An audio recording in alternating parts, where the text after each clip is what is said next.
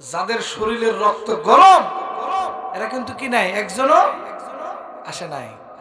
আর যদি গানের প্রোগ্রাম হইতো এনাদেরকে পাওয়া যাইতো না, কারণ এনারা কি প্রথম সারির নামাজি ব্যক্তি, আল্লাহ পাকের কাছে অতি উত্তম। আর এখানে যদি গানের প্রোগ্রাম হতো দেখতেন যে লোকের অভাব নাই, আহারে এত মানুষ হইতো। তো প্রিয় ভাইরা আমার, আমি কোরআনুল কারীম থেকে একটি আয়াতের অল্প কিছু ব্যাখ্যা দিয়ে চলে যাব।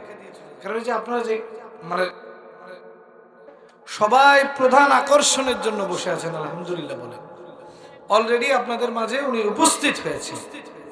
প্রিয় ভাইরা আমার, আল্লাহ রাব্বুল আলামিন বলেছেন কুল্লু নাফসিন যায়িকাতুল মাউত, মৃত্যুবরণ কি করতেই হবে প্রত্যেক মানুষকে বা প্রত্যেক প্রাণীকে। কিন্তু আমরা কি, আমাদের কি ওই মানে ধ্যান ধারণা আছে? থাকলে কি ঘুমাইতাম? আপনি একটু চোখটা বন্ধ করে খেয়াল করেন তো,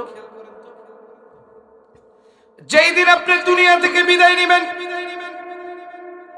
একটু চোখটা বন্ধ করে দেখেন রে প্রিয় ভাই আমার, এই যে আজকে যেই মসজিদের উদ্যোগে মাহফিল করা হয়েছে, এই মসজিদ থেকে একটা খাটিয়া আপনার বাসায় চলে যাবে। যেই দিন আপনার বাসায় খাটিয়া চলে যাবে, সেই দিনও হয়তোবা এলাকায় মাহফিল হতে পারে, তারপরেও হয়তোবা মাহফিল হতে পারে। কিন্তু আপনি যদি 1000 বছরের চেষ্টা করেন, ফিরতে পারবেন কিনা বলেন?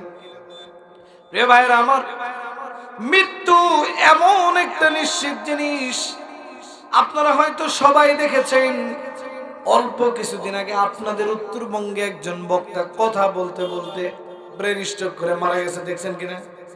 তাহলে মৃত্যু কত নিকটে। এখানে আসার মতো তৌফিক কে দেয় নাই বলেন তো? আল্লাহ দেয় নাই।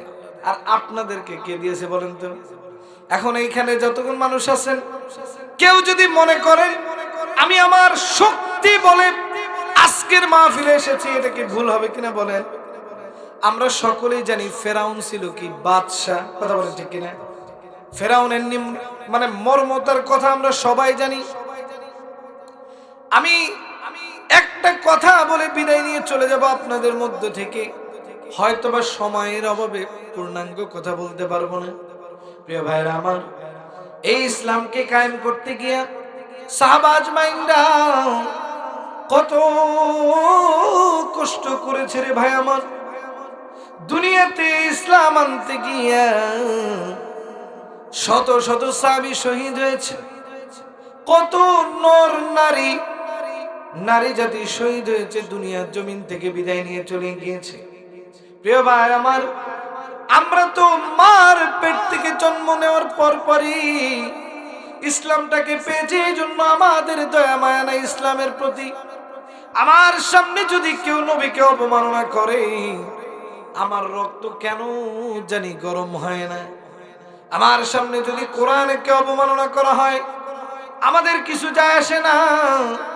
কিন্তু যদি আপনার বাপ ভাইকে কেউ যদি একটু কুটো কথা বলে, দেখবেন বাড়ি থেকে সবচেয়ে যেটা বড় দা, সেটা নিয়ে বের হয় কিনা বলেন? সেটা নিয়ে কিন্তু বের হয়। কিন্তু দেখবেন যদি কোরআনকে অবমাননা করা হয়, যদি কুটুক্তি করা হয় নবীকে নিয়ে, দেখবেন একটা লোকও বের হয় না। ও বলবে যে কি করার দরকার আছে, যা হয়েছে হয়েছে, কথা বল ঠিক কিনা? প্রিয় ভাইরা আমার, যে কথাটি বলতেছিলাম, ফেরাউনের সময়কালে যখন আসিয়া, ফেরাউনের স্ত্রীর নাম তো সবাই জানেন, এই আসিয়ার মাথার চুল অনেক লম্বা ছিল, আর অধিকাংশ সময় জান্নাতি নারীদের চুল ছিল অনেক লম্বা। বলে কেমন লম্বা? হাদিস বিশারদগণ লিখেছে যে হযরতে আসিয়ার চুল এরকমটা ছিল যে উনি যখন গোসল করতেন, গোসলের পরে চুলগুলো রোদ্রে শুকায় দেওয়া লাগতো, মানে শুকাইতে দেওয়া লাগতো। সুবহানাল্লাহ বলে। প্রিয় ভাইরা আমার, এই চুল শুকানোর জন্য একজন দাসী নিযুক্ত ছিল, তার নাম হলো মাসিতা। কি নাম বললাম? মাসিতা। এই মাসিতা গোপনে হযরতে মুসা কালিমুল্লাহর কাছে ইসলাম ধর্ম গ্রহণ করে নিল। হঠাৎ করে একদিন যখন মাসিতা হযরতে আসিয়ার চুল আঁচড়ানো নিয়ে ব্যস্ত ছিল। হঠাৎ করে চুল আঁচড়াইতে গিয়ে চিরুনিটা মাটিতে পড়ে যায়। এই চিরুনিটা ওঠানোর সময় এই দাসী হঠাৎ করে বলে ফেলে বিসমিল্লাহ বলে উঠায়। বিসমিল্লাহ শব্দের অর্থ আমি হলো আল্লাহর নামে শুরু করছি। হঠাৎ করে ফিরাউনের কন্যা এই কথাটা শুনে ফেলে। ফিরাউনের কন্যা ছোট মানুষ, সে তো আর বুঝতে পারে নাই। বাবার কাছে দৌড় দিয়ে চলে গেছে, যা ডাক দিয়ে বলতেছে, ও বাবা, ওই যে আমাদের যে দাসী কেন যেন বিসমিল্লাহ পড়ে নিল, মানে আমি আল্লাহর নামে শুরু করে দিছি, আমি প্রভুর নামে শুরু করে দিছি বাবা। তাহলে তুমি ফেরাউন যদি বাপ মানে খোদা হয়ে থাকো, তাহলে উনি কোন আল্লাহর নামে বা কোন প্রভুর নামে চিরুনিটা তুললো আমি জানতে চাই। কথা বলেন ঠিক কিনা? প্রিয় ভাইরা আমার, ফেরাউনের মাথার তার ছিঁড়ে গেল, গভীর রাগান্বিত হয়ে গেল। বিচার বসানো হলো, বিরাট একটা জনসমক্ষে বিচার বসানো হলো। এবার দাসীকে ডাক দেওয়া হলো। দাসীকে ডাক দিয়ে বললো, ওরে দাসী, তুমি কোন আল্লাহর ইবাদত করো? তুমি কোন আল্লাহর নামে কাজ শুরু করো? তুমি কোন প্রভুর নামে কাজ শুরু করো? কাজ শেষ করো, আমরা জানতে চাই। এবার মাসিতা দাসী ডাক দিয়ে বললেন, আমি ওই আল্লাহর ইবাদত করি যে আল্লাহ আসমান জমিনের মালিক, যে আল্লাহ আমাকে ভালো রাখার মালিক, যে আল্লাহ আমাকে খানা খাওয়ানোর মালিক। আমি তো সেই আল্লাহর ইবাদত করি, আমি তো সেই আল্লাহর দাসত্ব করি, আমি অন্য কোন মানুষের দাসত্ব করতে চাই না। প্রিয় ভাইরা আমার, ফেরাউনের মাথা গরম হয়ে গেল। এবার ডাক দেওয়া হলো, বিচার বিভাগের কার্যক্রম শুরু করা হলো। বিচার বিভাগের কার্যক্রম যখন শুরু করা হলো, এক একজন এক এক ধরনের বুদ্ধি দিচ্ছেন কিভাবে দাসীকে শাস্তি দিলে সে ইসলাম ধর্ম ত্যাগ করবে। একের পর এক শাস্তি দেওয়ার পরিকল্পনা যখন ফেরাউন করছিল, হঠাৎ করে একজন বৃদ্ধ মুশরিক কাফের ডাক দিয়ে বলল, ও বাচ্চা ফেরাউন, মা তার সন্তানের প্রতি সবচেয়ে বেশি দুর্বল হয়। এবার ওই দাসীর 3টা সন্তান ছিল। কিতাব ঘাটলে পাওয়া যায়, কোন কোন রিওয়ায়াতে বর্ণনা রয়েছেন প্রথম সন্তানের বয়স ছিল 9 বছর অথবা 7 বছর, দ্বিতীয় সন্তানের বয়স ছিল 4 থেকে 5 বছর, আর আরেকটা সন্তান ছিল একদম কোলে ধারণ করা। এবার মাকে ডাক দেওয়া হলো, ডাক দিয়ে বলা হলো, ও দাসী, তুমি কি ইসলাম ধর্ম ত্যাগ করবানি? দাসী, তুমি জানায় দাও, তুমি ইসলাম ধর্ম ছাড়বা নাকি তোমার সন্তানদেরকে হত্যা করব? এবার মাকে যখন এই ধরনের কথা বলা হয়, আপনি বলেন তো কোন মা কি চায় তার সন্তান তার চোখের সামনেই মৃত্যুবরণ করুক? এটা কি চায়? দুনিয়ার জমিনে সবচাইতে স্বার্থ ছাড়া যদি আপনাকে কেউ ভালোবাসে, দুনিয়ার জমিনে বলেছি, স্বার্থ ছাড়া যদি কেউ ভালোবাসে, সেটা হলো আপনার মা।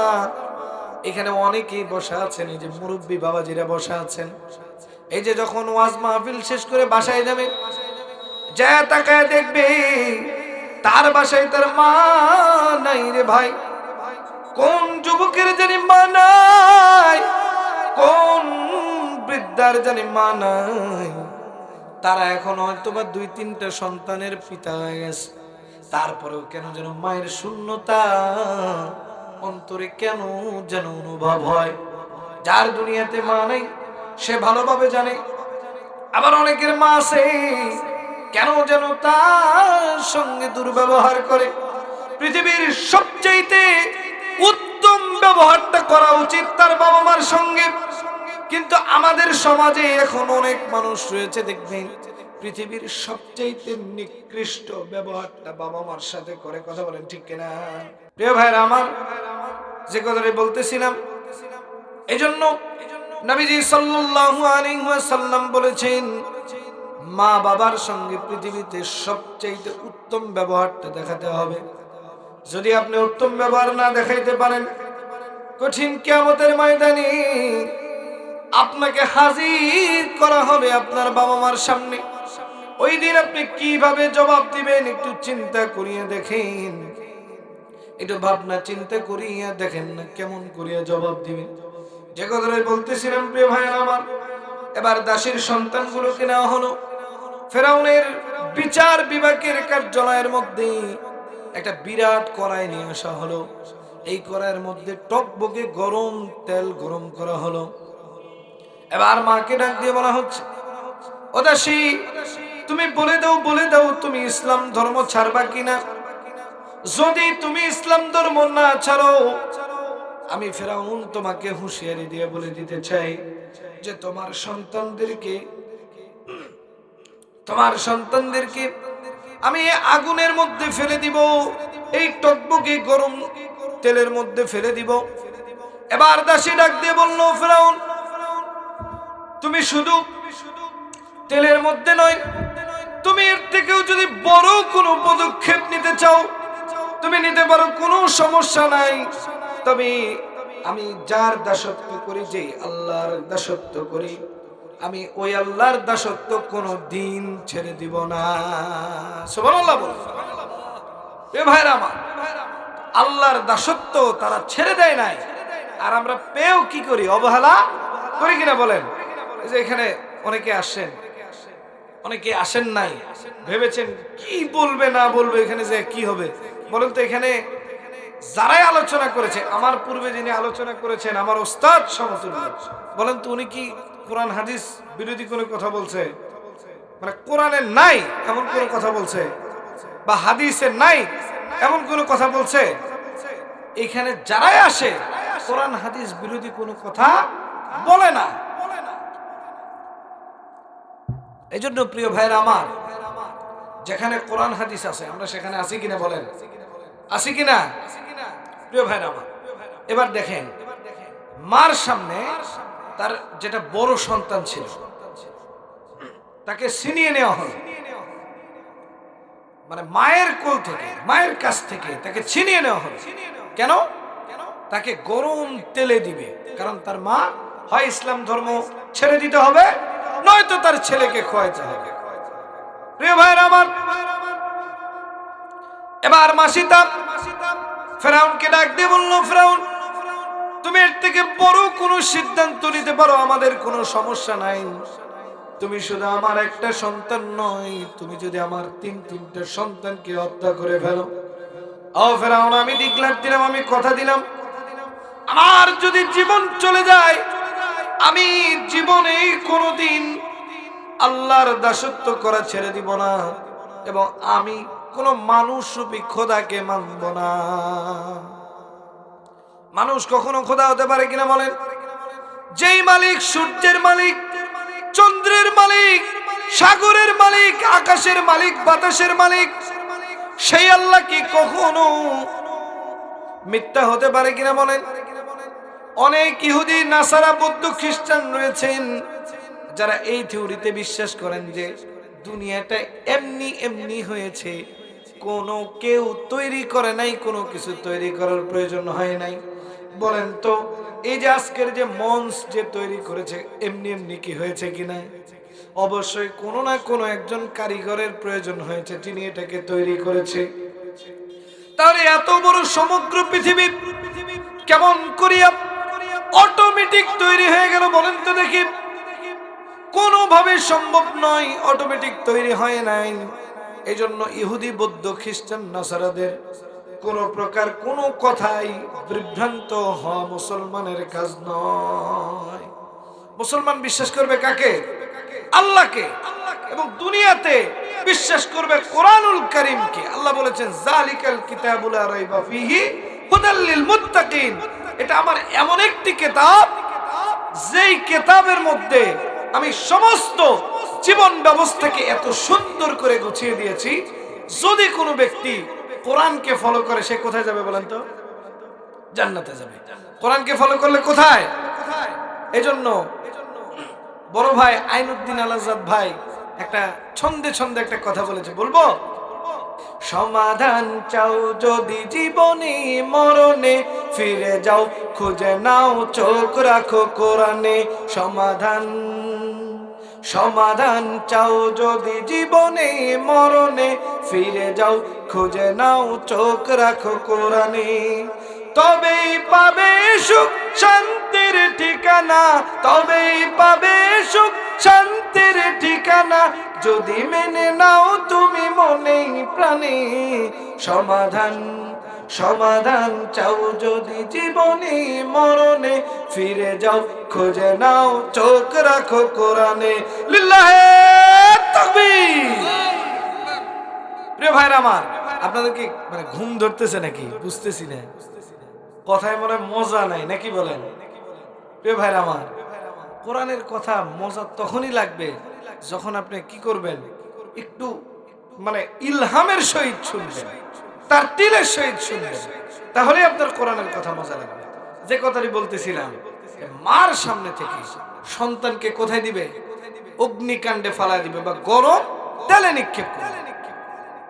এবার মা ডাক দিয়ে বলতেছে, ও ফেরাউন, শুনে নাও, আমার শুধু একটা সন্তান নয়, আল্লাহ পাক যদি আমাকে এরকম শত শত সন্তান দিত, আমি শত শত সন্তানকে আল্লাহর রাস্তায় ছেড়ে দিতাম, তবুও আমি আল্লাহ রাব্বুল আলামিনকে ভুলতে পারবো না। আমি ইসলাম ধর্ম গ্রহণ করেছি, সেটা ত্যাগ করতে পারবো না। মুসা কালিমুল্লাহর আদর্শে আদর্শিত হয়েছি, আমি সে আদর্শ বলতে পারবো না কোনোভাবেই না। মাসিদার সামনে তার বড় ছেলেটাকে নিয়ে তেলের মধ্যে দেওয়া হলো। মা পাগল পারা গেল। মা বারবার ডাক দিয়ে বলতেছে, ও বাবারে, আমি তোর জন্য কিছুই করতে পারলাম না। আমি দুনিয়ার জমিনে এমন এক আল্লাহর ইবাদত করি, আমি এমন এক নবীর আদর্শ বাস্তবায়ন করে নিয়েছি। শুধু আমার একটা সন্তান নয়, যদি এরকম শত শত সন্তান দুনিয়ার জমিন থেকে বিদায় হয়ে যায়, তবু আমি ইসলাম ধর্মকে ত্যাগ করতে পারবো না রে বাবা। ও বাবা, তুমি চলে যাও, দুনিয়ার জমিন থেকে চলে যাও। দাসী তার সন্তানের দিকে একবারও তাকাইলেন না। বলে, কেন তাকাইলেন না? বারবার দাসীটা ডাক দিয়ে বলতেছেন, মাসিটা ডাক দিয়ে বলতেছেন, ও আল্লাহ গো, আমি যদি আমার সন্তানের দিকে তাকাই, আমার অন্তরের মধ্যে মায়া সৃষ্টি হবে, আমার অশ্রু বেবে পড়বে চোখ থেকে, আমার নয়নটা কাঁদবে গো আল্লাহ। ও আল্লাহ, শয়তান আমাকে ধোঁকা দিবে, এই জন্য আমি আমার সন্তানের দিকে তাকাই না। বারবার ডাক দিয়ে বলতেছে, ও দাসী রে, তোমার একটা সন্তান তো আগুনে পুড়ে শেষ হয়ে গেল দাসীটা। এরপরে এবার যে তোমার 6 বছরের একটা শিশু আছে, এই শিশুটাকে আমরা আগুনে নিক্ষেপ করব। প্রিয় ভাইরা আমার, মা সহ্য করতে পারে না। মা শুধু কান্দে আর কান্দে। আর এই ইহুদি নাসারাদেরকে ডাক দিয়ে বলে, মুশরিক কাফেরদেরকে ডাক দিয়ে বলে, ফেরাউন, ও জামানার বাদশা, এত বড় জুলুম করিও না। একটা সময় আসবে আল্লাহ রাব্বুল আলামিন তোমাকে বিচারের কাঠগড়ায় দাঁড় করাবে, এজন্য তুমি এত জুলুম করিও না। এই যে দাসের কোনো কথা ফেরাউন কান দিলেন না। তার আর একটা সন্তানকে নিয়ে এই জ্বলন্ত টকবকে আগুনের মধ্যে ফালায় দেওয়া হলো, তেলের মধ্যে ফালায় দেওয়া হলো। যেমন করে ভাজি হয় বিভিন্ন জিনিস, এরকম ভাজি হয়ে গেল তার সন্তানগুলো। এবার পালা এসেছে ছোটটার, একদম ছোট বাচ্চা, মায়ের কোলে, মার মুখের দিকে তাকাইয়া কান্দে। মাও কান্দে, সন্তানও কান্দে। চিন্তা করে, এবার তো আমার এই ছোট বাচ্চাটার পালা। এবার সকল বিচার বিভাগের লোকজন থমকে দাঁড়িয়ে গেলেন, তাকিয়ে আছেন। কেন যেন মা কান্নার বদলে হাসতেছে, কেন যেন। আল্লাহ রাব্বুল আলামিন তাৎক্ষণিক জিবরাইল আলাইহিস সালাতু ওয়াস সালামকে পাঠায় ওই যে সন্তানগুলোকে আগুনের মধ্যে দেওয়া হচ্ছে, সে তো নিজের চোখে আগুন দেখতে পাচ্ছে, কিন্তু আল্লাহ রাব্বুল আলামিন কুদরতের মাধ্যম দিয়া জান্নাতি সুবাস করে দিয়েছেন আগুনের মধ্যে। এবার মা ডাক দিয়ে বলতেছে, ও জামানার বাদশা, তুমি চিন্তা করিও না, তুমি যত জুলুম আছে করতে পারো, কোনো সমস্যা নাই, তবে আল্লাহর কাঠগড়ায় তোমাকে একদিন দাঁড়াইতে হবে। প্রিয় ভাইরা আমার, লিল্লাহে তাকবীর, প্রধান বক্তার আগমন, প্রধান বক্তার আগমন, নারায়ে তাকবীর। প্রিয় ভাইরা আমার, আমার ওস্তাদ চলে এসেছে স্টেজে, ওনাকে বসিয়ে রেখে কথা বলা এটা আসলে বেয়াদবি হয়। এজন্য আমি বিদায় নিচ্ছি আপনাদের মাঝখান থেকে। হুজুর কথা বলবে, আপনারা অন্তঃস্থল থেকে আমার জন্য দোয়া করবেন এবং হুজুরের কথাগুলো শুনবেন। আর আমি এলাকাবাসীকে আহ্বান করব, যারা এখনো প্যান্ডেলের বাইরে ঘোরাঘুরি করতেছেন, অপচয় সময় নষ্ট করতেছেন, শয়তানের ফান্দে পড়ে গেছেন, তারা প্যান্ডেলে আসেন, হুজুরের কথা শোনেন। আশা করি ইনশাআল্লাহ অন্তরের একটা মজা পাবেন। কথা বলেন ঠিক কিনা? কোরআনের কথা শুনলে অন্তরে মজা লাগে না? অন্তরে যদি মজা না লাগে তাহলে বুঝতে হবে কি শয়তানের দোকায় আপনি অলরেডি কি পড়ে গেছেন। এজন্য কি করতে হবে? কোরআনের কথাগুলো বেশি বেশি শুনতে হবে। যেখানেই কোরআনের কথা চলুন, মাহফিল আজকে চলতেছে, আজকে শুনে চলে গেলেন, মসজিদেও তো কোরআনের কথা হয়, বলেন কথা হয় কিনা? অবশ্যই কিন্তু হয়। বর্তমানে এই মাহফিলগুলোতে লোক পাওয়া যায় না, কিন্তু যদি গান করা হয়, বাপরে বাপ, দেখবেন লোকের অভাব। কথা বলেন ঠিক কিনা? এই জন্য কোরআনের কথা শুনতে হবে, যুবক ভাইদের শুনতে হবে, মানে যারা বুড়ো হয়ে গেছে, হ্যাঁ মৃত্যু নিকটে, শুধু তারা যদি কোরআনের কথা শুনে কাজে লাগবে। বলেন তো, আগামীর প্রজন্ম অর্থাৎ যুবক যদি শোনে, তাহলেই এই সমাজের জন্য উপকার হবে। কথা বলেন ঠিক কিনা?